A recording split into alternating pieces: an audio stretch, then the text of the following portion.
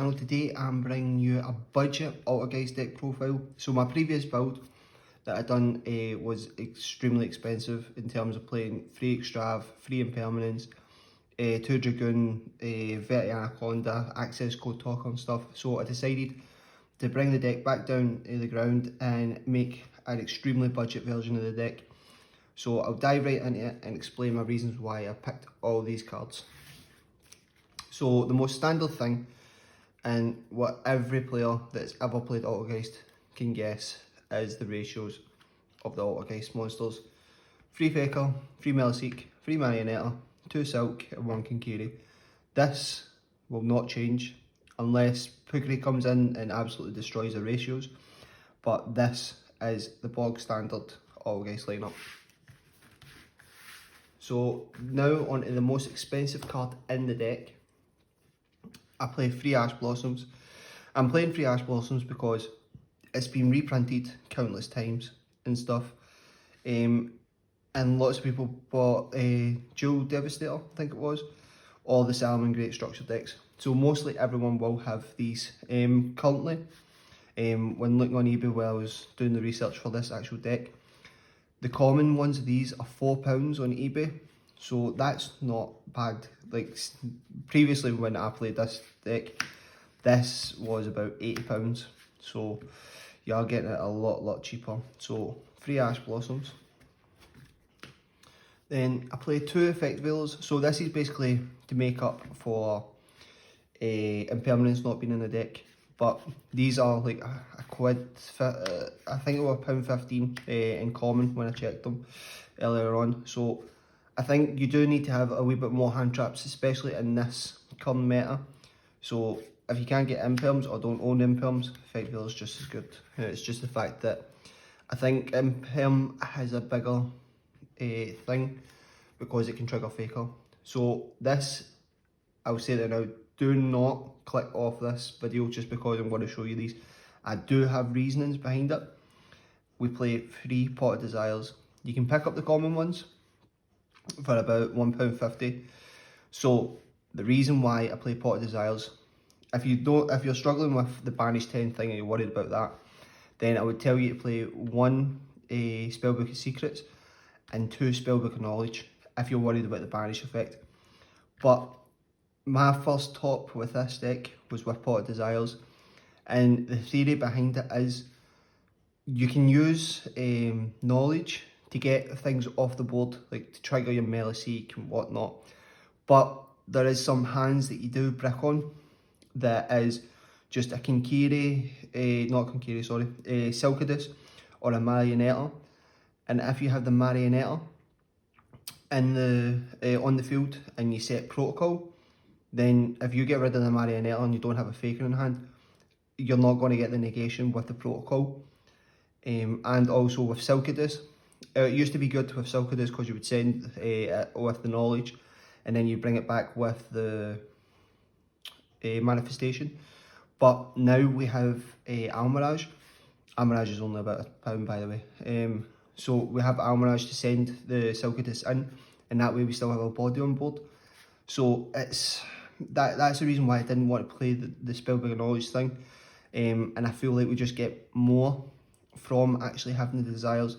And plus, sometimes in decks like this, see, because we've got full power Altergeist now, as in we don't have 1 Faker anymore, we can risk banishing a couple more things. And then it just means that, in theory, you know exactly what you're going to do. You know exactly what's left in your deck.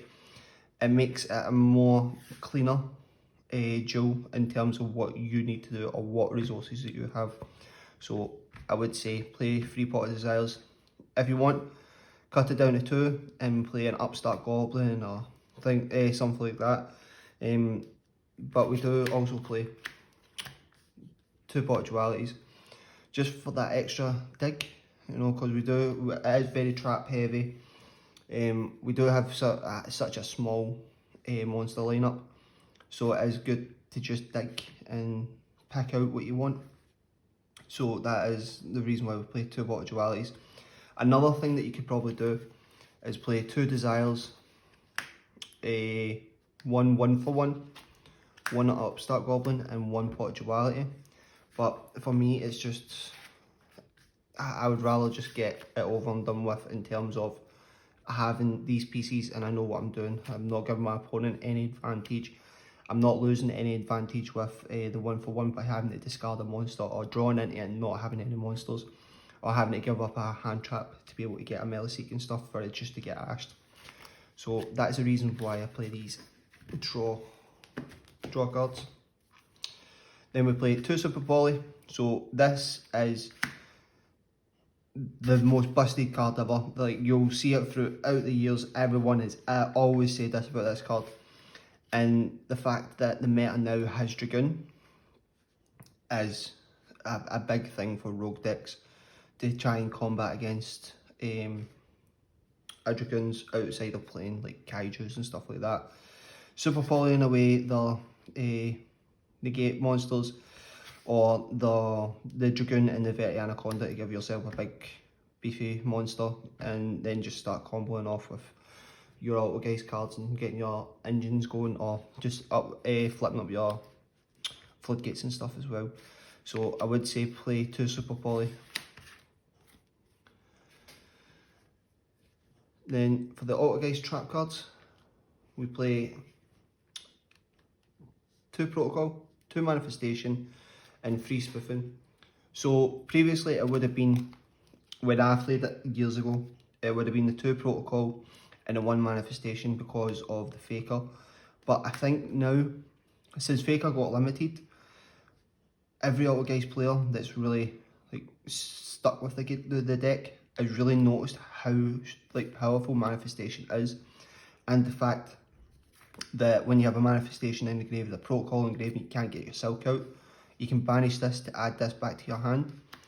The resource game with Manifestation is so much better than what Protocol is, but with playing Desires, I just feel like playing the 2 Protocol, because ideally I would have it 2 and 1, but with Desires and stuff like that, I would rather play the 2 and the 2. I think it's just perfect. In Personal Spoofing, it basically searches out a Faker, Melisek, Marionella, whatever you're really wanting. And for if you're just learning this deck, I know every Altergeist player knows it, every other person has said it, because Manifestation is a normal trap. It's not it doesn't equip until Resolution, so you can activate it, use Personal Spoofing, shuffle it back, get another card, be it Kunkiri or something like that, and you still get the summon because it does not equip until it's fully resolved. So that's just something to learn for anyone that's just picking up this deck and just want a budget Altergeist deck.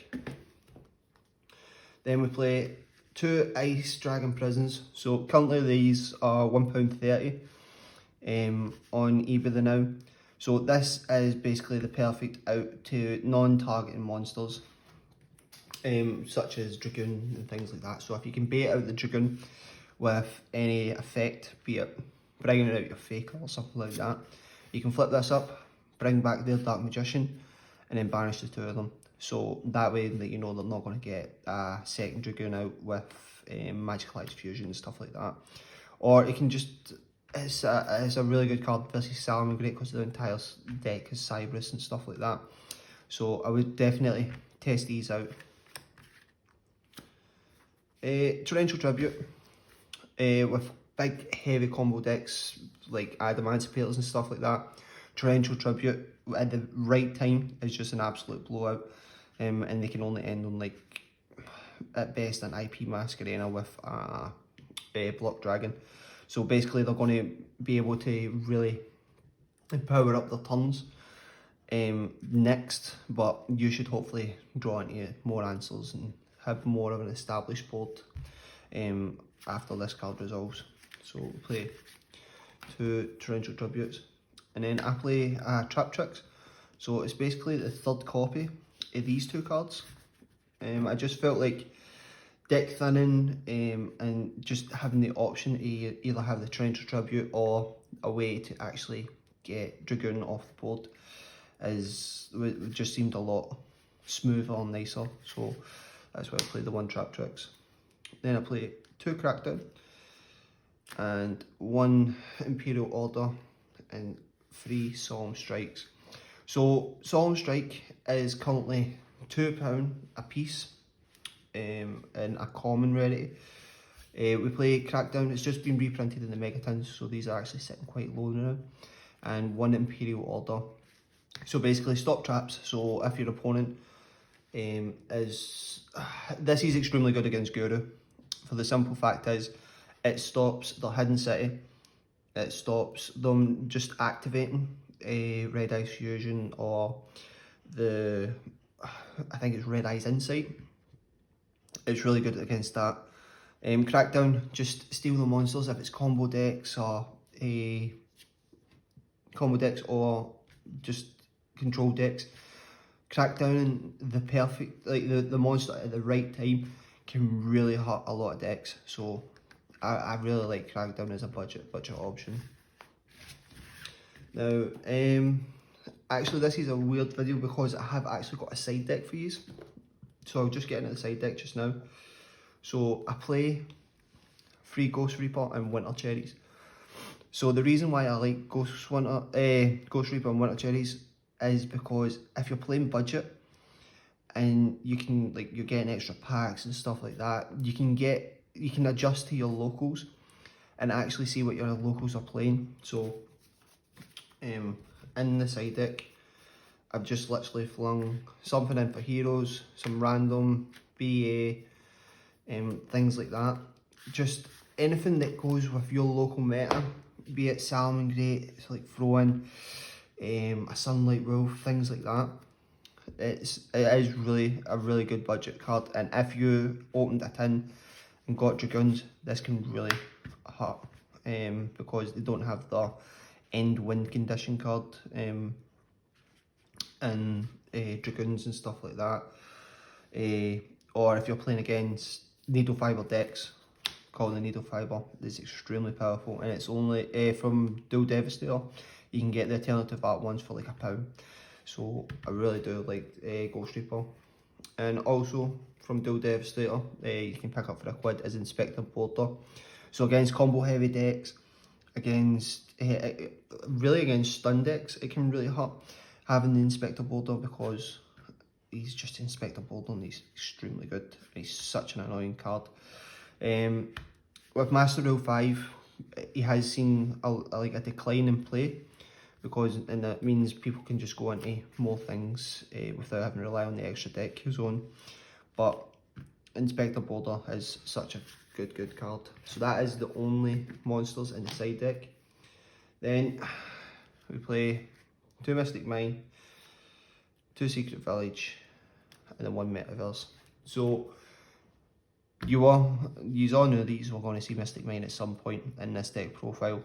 I prefer to play it in the side deck. You can play it in the main. It's totally up to you, be it your preference. If you want to take out the Super Polys or take out the Ice Dragon for the Mystic Mine to be main decked with the Metaverse.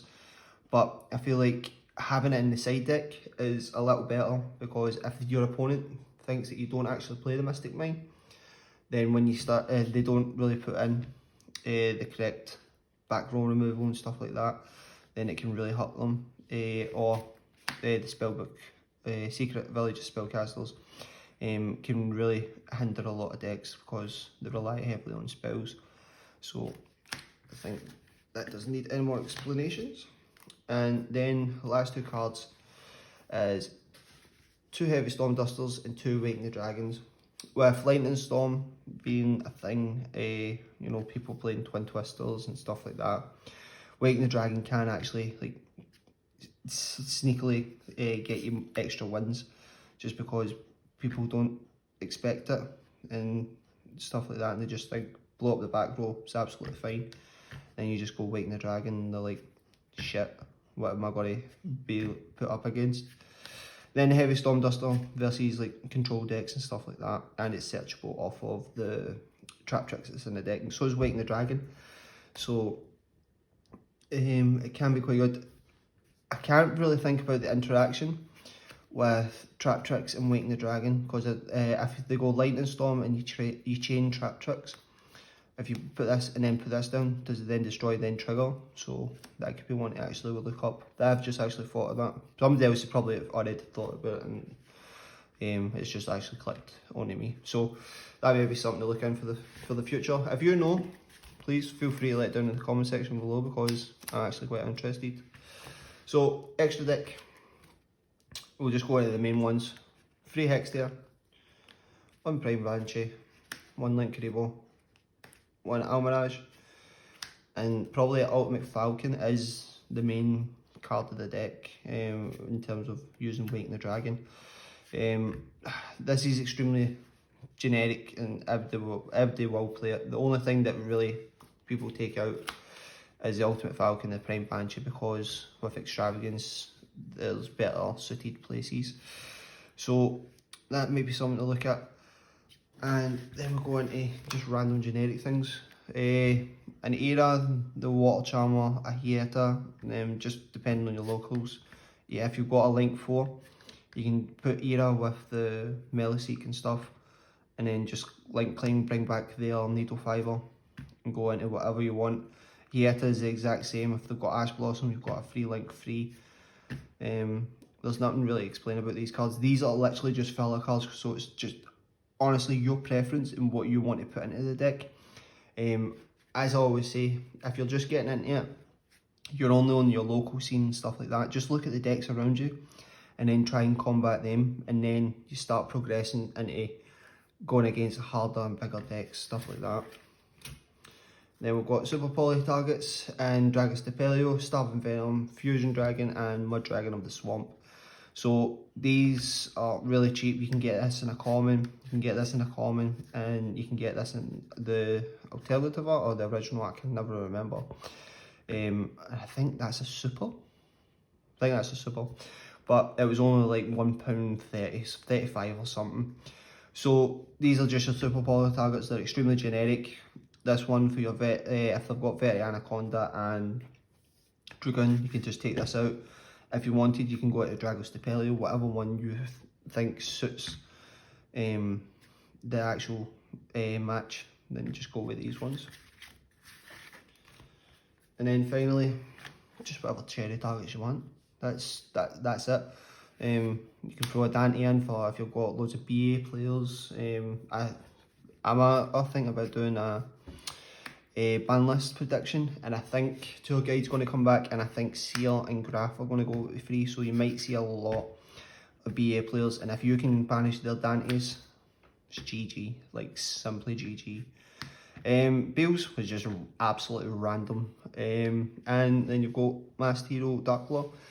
He can really hinder a lot of hero players, so it literally is preference. This could be Salem, Great Sunlight Wolf, this could be a Zoldyck. It's whatever your budget is, whatever cards you own, or whatever cards you can get off your friends and stuff like that, just to help you get a wee bit higher in locals. So that is the budget options, and that is the deck profile. I really do love Altergeist, and that's why I decided that I thought I'll bring a budget version of the deck, just so people can actually see what the different variants and different stages the decks actually did go through. So if you did like this profile and want to see more budget options, please give the video a like, and please subscribe to the channel, because it does give me the motivation to bring you more content and stuff. So I think that's everything. Cheers everybody, peace.